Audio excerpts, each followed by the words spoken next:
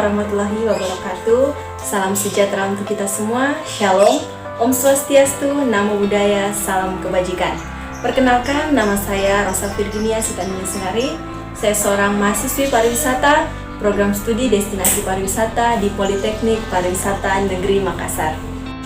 Kali ini saya ingin berbagi sedikit materi tentang perencanaan pemasaran destinasi, di mana pokok-pokok yang akan saya bahas yaitu prinsip-prinsip pemasaran, perencanaan pemasaran destinasi, dan yang terakhir, sistem pemasaran destinasi dan model harga.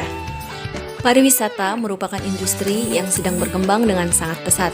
Dapat dilihat dari permintaan pasar wisata yang semakin meningkat karena adanya perubahan pola atau gaya hidup dari masyarakat, di mana sekarang pariwisata telah menjadi kebutuhan bagi sebagian besar orang.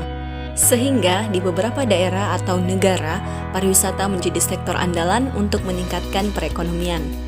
Dalam pembangunan suatu destinasi pariwisata, diperlukan Destination Management Organization atau biasa disebut dengan DMO. Sebagai sektor andalan, tentunya pariwisata membutuhkan perhatian khusus. Oleh karena itu, perlu adanya Destination Management Organization. DMO merupakan organisasi yang beranggotakan para pemangku kepentingan yang berperan memanage pariwisata di sebuah destinasi wisata.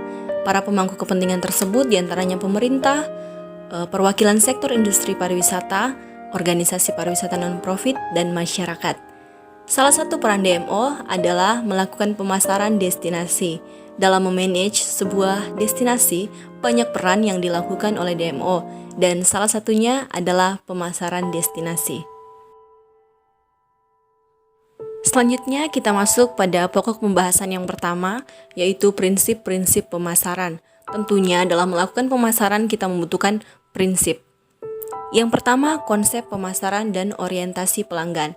Dalam melakukan pemasaran, tentunya kita harus memiliki konsep dalam memasarkan produk yang kita punya dan tentunya orientasi pelanggan.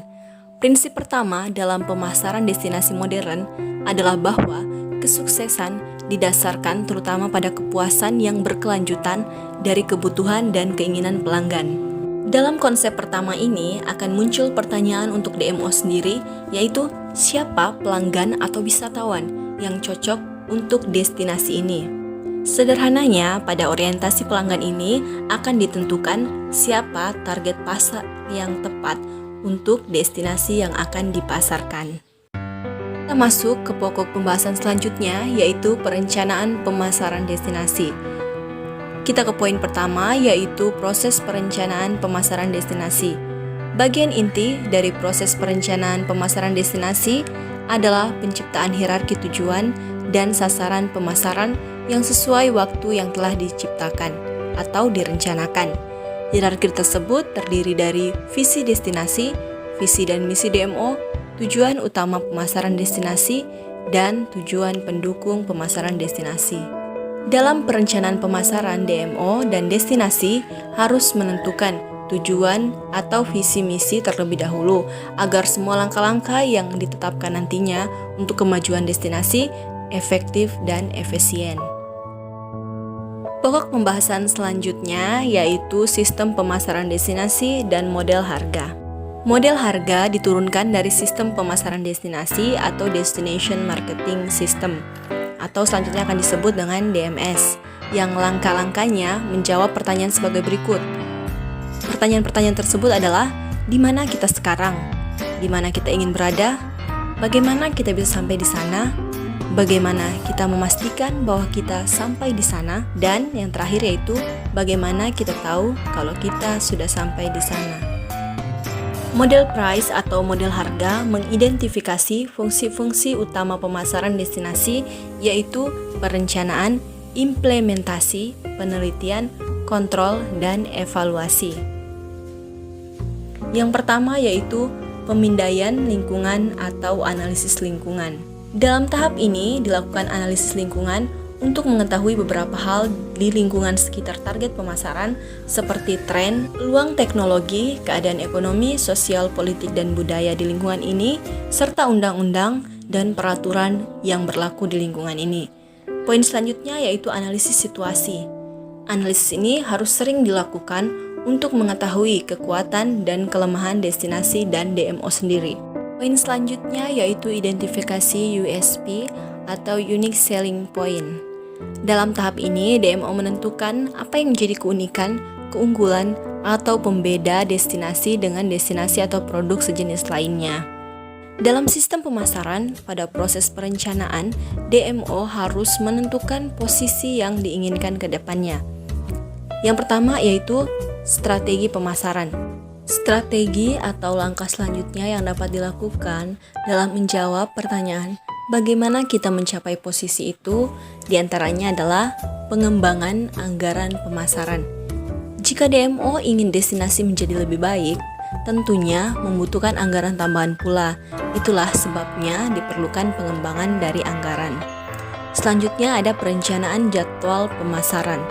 Setelah itu, tentunya jadwal untuk program-program kegiatan destinasi harus dilakukan dengan lebih terjadwal lagi.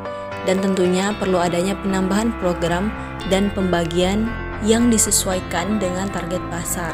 Misalnya, produk untuk anak-anak sekolah sebaiknya dijadwalkan untuk dijual pada liburan sekolah atau liburan besar anak-anak sekolah.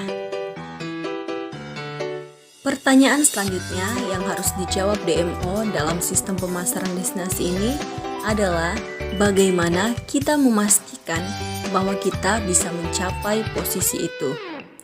Ada dua langkah destinasi manajemen sistem. Terakhir adalah dua jenis evaluasi pemasaran, yaitu kendali dan evaluasi formatif atau pengukuran kemajuan sementara rencana pemasaran yang dilaksanakan.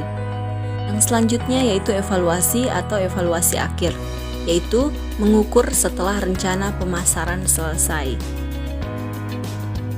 Pertanyaan selanjutnya yang harus dijawab oleh DMO adalah bagaimana kita mengetahui bahwa kita telah mencapai posisi itu. Untuk mengetahui apakah kita telah mencapai posisi yang kita inginkan atau tidak, langkah yang harus diambil adalah melakukan evaluasi, di mana evaluasi tersebut berisi jawaban dari pertanyaan, apakah destinasi yang dikembangkan sudah layak? Dan apakah cara atau metode yang digunakan dalam pemasaran destinasi efisien dan efektif? Dengan menjawab pertanyaan ini, kita dapat mengetahui apakah kita telah mencapai posisi yang kita inginkan itu atau belum. Jadi, kesimpulan dari materi ini adalah DMO atau Destination Management Organization memiliki peran yang sangat penting dalam pembangunan destinasi, di mana kerjasama yang baik antar pemangku kepentingan dan juga sistem kerja yang baik dapat memaksimalkan pembangunan, pengembangan, dan pemasaran destinasi itu sendiri. DMO dan destinasi harus memiliki tujuan atau visi dan misi yang jelas. Mengapa demikian? Agar setiap langkah yang diambil sesuai atau selalu mengarah kepada tujuan atau visi misi tersebut. Dalam pembangunan destinasi, sistem pemasaran yang baik juga merupakan satu hal yang penting. Dengan strategi yang baik, efektif, dan efisien dapat memaksimalkan penjualan destinasi tersebut.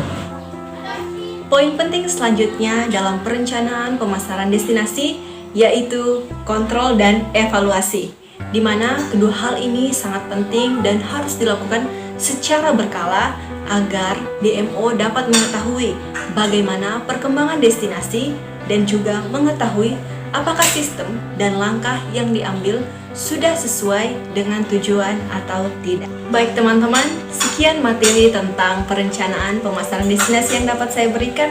Semoga bermanfaat bagi teman-teman semua. Mohon maaf bila ada salah kata dan kurangnya materi. Salam pesona Indonesia, wonderful!